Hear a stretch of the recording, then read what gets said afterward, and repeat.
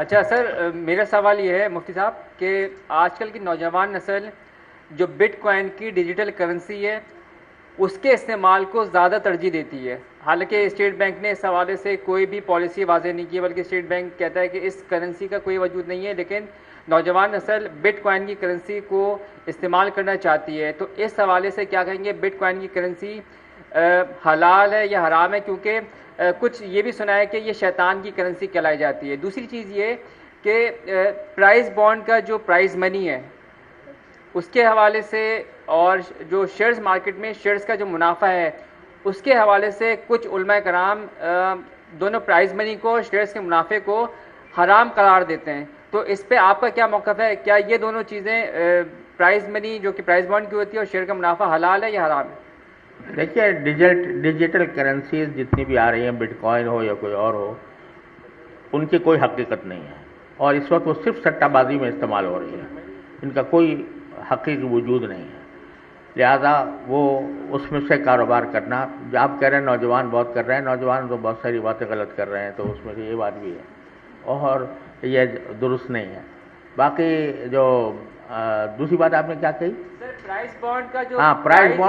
prize bond کا جو منافع ہے وہ بھی سود ہے، وہ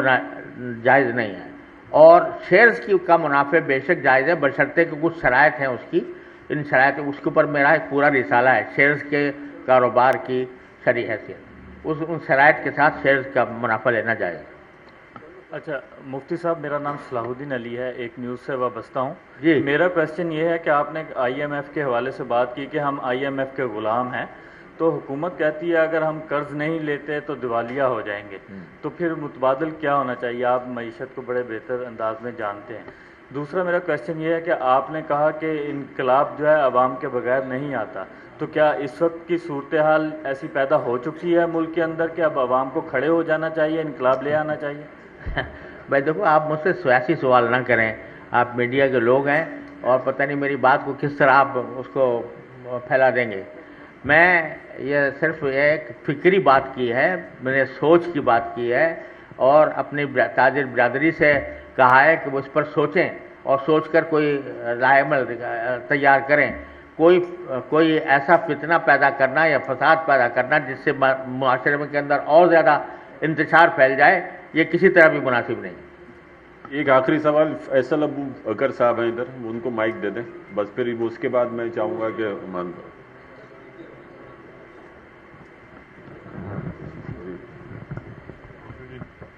اچھا جی، میرا سوال تو سر زکوٰۃ کے سلسلے میں ہے، جس میں آپ نے بھی فرمایا کہ اگر ہمارے یہاں سارے تاجران اور جو بھی سارے ساتھی ہیں اگر وہ پوری زکوٰۃ دینا شروع ہو جائیں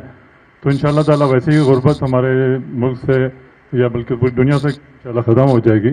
لیکن تھوڑا سا ہمارے یہاں دیکھا گیا ہے، ویسے تو سارے تاجر ماشاءاللہ ان کی بہت زیادہ زکوٰۃ بنتی ہے، ملینز میں وہ دے بھی رہے ہیں ماشاءاللہ، لیکن تھوڑا سا جس طرح کہا جاتا ہے کہ زکوٰۃ ادا کرو،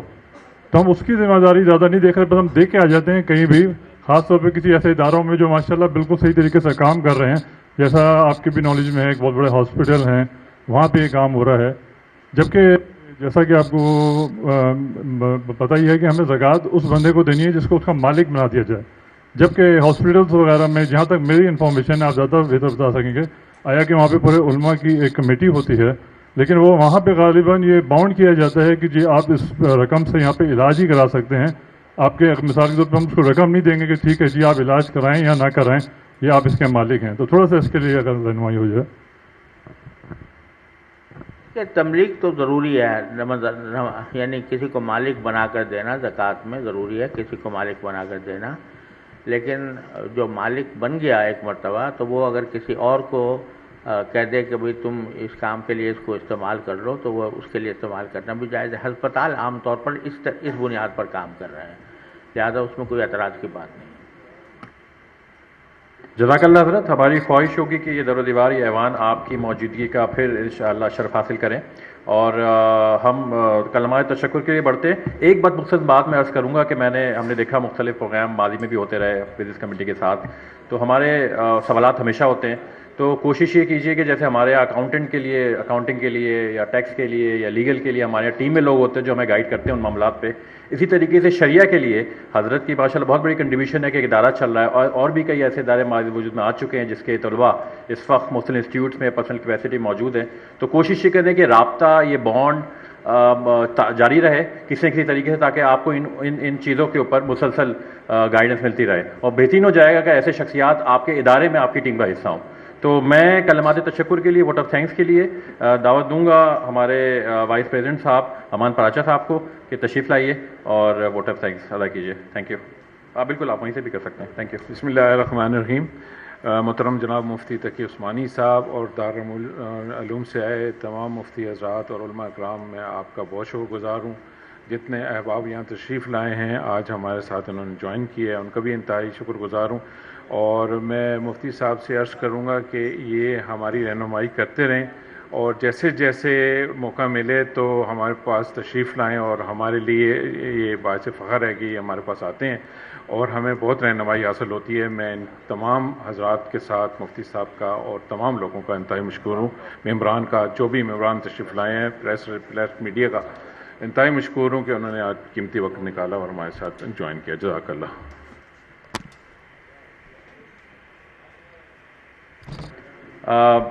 حضرت ایک روایت ہے یہاں کی فیڈریشن کی کہ ہم آپ جیسے انتہائی اہم ترین مہمانوں کو جانے سے پہلے ایک یادگاری شیلڈ